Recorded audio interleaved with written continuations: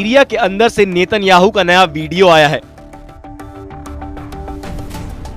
Helicopter से उतरने के बाद नेतन्याहू उस पहाड़ पर पहुंचते हैं जिसको कहा जाता है जबल अल शेख यानी शेख का पहाड़।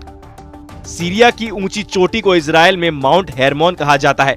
सीरिया में शेख के पहाड़ पर पहुंचकर नेतन्याहू बताते हैं अपना सीरिया पर कब्जे वाला बड़ा प्लान। नेतन्याहू ने क्या बताया, उससे पहले सीरिया में शेख के पहाड़ के बारे में कुछ बातें जान लीजिए। सीरिया में शेख का पहाड़ सीरिया और लेबनान के बीच में 150 किलोमीटर पर्वत श्रृंखला का हिस्सा है। इसका बड़ा हिस्सा सीरिया में है और इसकी सबसे ऊंची चोटी को ही शेख का पहाड़ कहा जाता है। इसकी ऊंचाई 2814 मीटर है। ये पर्वत श्रृंखला दक्षिण में सीरिया की गोलान की पहाड़ियों से मिलती है, जहां इस वक्त बड़े हिस्से पर इजराइल ने कब्जा किया हुआ है।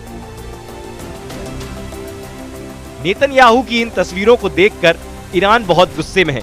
शेख के पहाड़ पर पहुंचे नेतन्याहू बता रहे हैं कि इजराइल अब इस चोटी पर लंबे वक्त तक कब्जा रखने के लिए तैयार है। चलिए आपको बता देते हैं कि शेख के पहाड़ पर कौन कौन दिखाई दे रहा है। प्रधानमंत्री के साथ बेंयामिन नेतन्याहू, इजराइल के रक्षा मंत्री काट्ज, सेना अध्यक्ष हर्जी हलेवी और शिन बेत के चीफ रोनेन बार। शेख के पहाड़ पर बेंयामिन नेतन्याहू के साथ इजराइल के रक्षा मंत्री इजराइल काट्ज भी थे।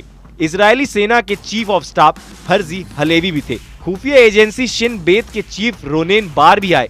यानी इजराइल की टॉप सिक्योरिटी टीम शेख के पहाड़ पहुंची और फिर नेतन्याहू ने वो मैसेज दिया जो तुर्की से लेकर ईरान तक पहुंचा।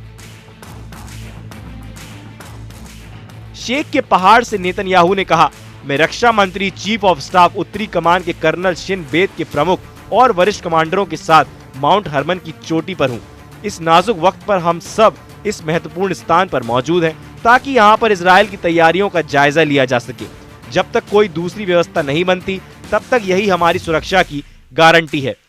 सीरिया के इस पहाड़ पर इजराइल की टॉप सिक्योरिटी टीम का आना इसलिए मुमकिन हुआ क्योंकि राजधानी दमिश्क में जुलानी आ चुका है। अब्बू मोहम्मद अल जुलानी पर तुर्की के राष्ट्रपति का हाथ है।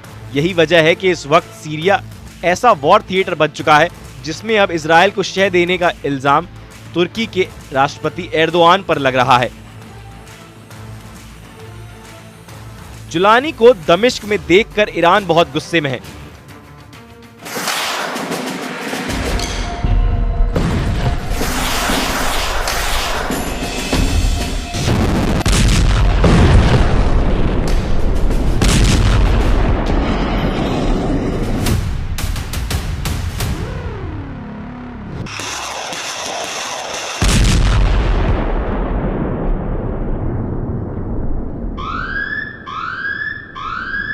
ईरान के सर्वोच्च नेता अली खामनेई तुर्की का बिना नाम लिए निशाना साध चुके हैं। खामनेई ने 11 दिसंबर को कहा था सीरिया के पड़ोसी देश ने इजराइल और अमेरिका के साथ मिलकर साजिश रची है। इस तख्तापलट में सीरिया के एक पड़ोसी मुल्क ने साफ भूमिका निभाई है और उनका काम लगातार जारी है। हर कोई इसे देख सकता है। ईरान सीरिया के पड़ोसियों को जिम्मेदार बता रहा है। यानी सीरिया में अब तुर्की और ईरान की कट्टर शुरू हो चुकी है। क्या सीरिया में तीसरे विश्व युद्ध की जमीन तैयार हो रही है, जिसमें एक तरफ अमेरिका, इजराइल, तुर्की और HTS का आतंकी जुलानी है और दूसरी तरफ ईरान और पुतिन। दोनों को सऊदी अरब का साथ भी मिल सकता है क्योंकि मोहम्मद बिन सलमान भी एर्दोआन के ऑटोमन एम्पायर वाले ख्वाब को लेकर अलर्ट हो चुके हैं। एर्दोआन की बड़ी ख्वाहिश है कि अखंड तुर्की बनाया जाए, सीरिया के उन इलाकों पर कब्जा किया जाए जो ऑटोमन साम्राज्य के दौरान उसकी जद में रहे हैं। इसमें सीरिया के एदलिब, एलेप्पो, दमिश्क और रक्का जैसे शहर हैं जिन पर एर्दोआन की नजरें गड़ी हुई हैं। ये चारों शहर इस वक्त एर्दोआन के एजेंडे में हैं और लगता है कि सीरिया के इन शहरों के लिए तुर्की अब इजराइल के खिलाफ फिलिस्तीन वाला मोर्चा भी बंद करने के लिए तैयार है। क्या एर्दोआन का ये रवैया फिलिस्तीन के सबसे बड़े समर्थक ईरान और सीरिया के बीच युद्ध करा सकता है? क्या ये युद्ध वर्ल्ड वॉर में तब्दील हो सकता है? ये सवाल बार बार उठ रहे हैं। तुर्की की नीयत साफ नहीं है, ये बात ईरान बहुत अच्छी तरह से जानता है।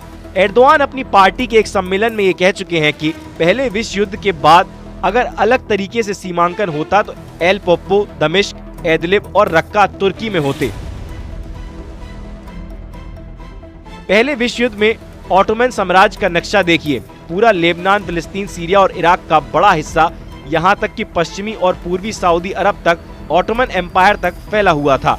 इसलिए ये मैप देखकर एर्दोआन की कसक रह रहकर बाहर आती है, जबकि ये नक्शा देखकर सऊदी अरब भी चौकन्ना हो गया है। अब बशर अल असद की सरकार गिराए जाने के बाद सीरिया में तुर्की को दबाव बढ़ाने का बड़ा मौका मिल गया है, लेकिन सीरिया में तुर्की का दायरा बढ़ाने का सबसे बड़ा फायदा इजराइल को हुआ है, क्योंकि अब सीरिया में सबसे ऊंचे शेख के पहाड़ पर भी नेतन्याहू के कदम पड़ चुके हैं। नेतन्याहू का ये वीडियो देखकर ईरान बहुत ज्यादा तनाव में है और इसी तनाव के बीच ईरान के विदेश मंत्रालय के प्रवक्ता का भी बयान सामने आया है। उनका कहना है, पिछले कुछ दिनों में सीरिया के एक बड़े हिस्से, लगभग 365 वर्ग किलोमीटर, जो क्षेत्रफल में गाजा पट्टी के बराबर है, उस पर कब्जा कर लिया गया है। यह एक ऐसा मुद्दा है जिसके बारे में सभी देशों को सतर्क रहना चाहिए और अंतर्राष्ट्रीय निकायों से इस कब्जे की शिकायत की जानी चाहिए। सीरिया में जुलानी की एंट्री से नेतन्याहू बहुत ज्यादा जोश में है, लेकिन चाहे गोलान के पहाड़ हो या फिर शेख का पहाड़, इन दोनों जगहों पर इजराइल का पहुंचना पूरी दुनिया अवैध मानती है।